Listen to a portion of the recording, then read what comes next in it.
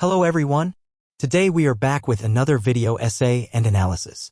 Today's episode is about Castlevania Nocturne, a 2-season animated dark fantasy action television series created and written by Clive Bradley for Netflix based on the video game series of the same name by Konami and adapted from the game Castlevania, Rondo of Blood, 1993. It is a sequel to the original Castlevania Netflix series, although the time period in Castlevania Nocturne is much later. Faith can save souls or condemn them.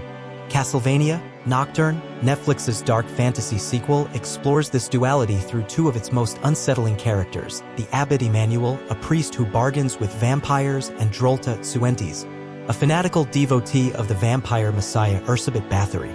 Though one serves a twisted vision of Christianity and the other a pagan blood cult, they are spiritual twins in their descent into religious psychosis, a state in which dogma eclipses reason and atrocities become acts of devotion. Through these parallels, Nocturne delivers a sharp critique of extremism, revealing how absolute belief, whether in heaven or hell, corrodes humanity. The Abbot and Drolta are not opposites, they are reflections in the same broken mirror, proving that the line between saint and monster vanishes when faith becomes madness. Delusional messiah complexes, serving a divine will. Both the Abbot and Drolta exhibit messianic devotion, treating their leaders as godlike figures whose authority cannot be questioned. The Abbot serves Erzsebet Bathory in secret, believing her rise is God's will. Despite being a Christian priest, he submits to a vampire messiah, twisting scripture to justify his betrayal. His faith is not in God, but in his own interpretation of divine inevitability, a hallmark of religious psychosis. Drolta is the high priestess of Erzsebet's vampiric cult, proclaiming her as a vampire messiah who will bring eternal night. She speaks in sermons, treating vampirism as a holy ascension, and sees herself as a chosen prophet. Neither questions their leader's righteousness, their fanaticism blinds them to reason, a key symptom of psychosis. Moral justifications for atrocities. Sacred violence. Religious psychosis often involves redefining morality so that cruelty becomes righteous. Both characters commit unforgivable acts while believing they are virtuous. The Abbot sacrifices his lover, Maria's mother, to Erzsebet, claiming it was to save more lives. This mirrors historical religious extremists who burned heretics to save their souls. His warped logic shows how dogma overrides empathy. Drolta oversees mass killings to feed Erzsebet's army, framing it as liberation from mortal weakness. Like inquisitors who tortured in God's name, she sees suffering as purification. Both use utopian rhetoric, whether salvation or transcendence, to excuse their crimes, demonstrating how psychosis distorts ethics. Ritualistic violence is worship.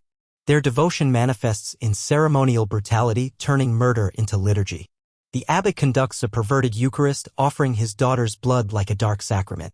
His rituals mimic Christian rites but serve vampirism, showing the hypocrisy of his faith. Drolta performs blood orgies and sacrificial rites, treating them as sacred ceremonies.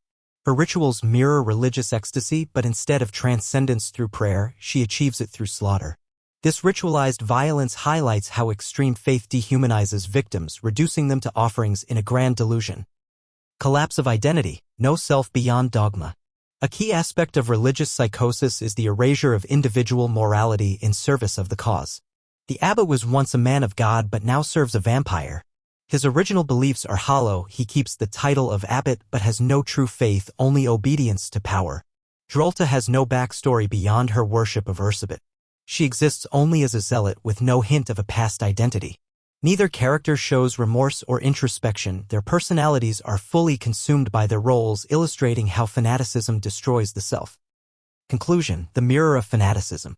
The Abbot and Drolta are doppelgangers of devotion, proving that extremism is not tied to any one religion but to the psychotic abandonment of reason in favor of absolute belief. The Abbot represents corrupt institutional religion where dogma justifies betrayal. Drolta represents apocalyptic cultism where devotion to a dark messiah replaces all morality. Yet both are the same, hollow vessels of fanaticism, willing to burn the world for their god. Nocturne uses them to warn that faith without humanity leads to monsters, whether in a cassock or a priestess's robes. Final reflection.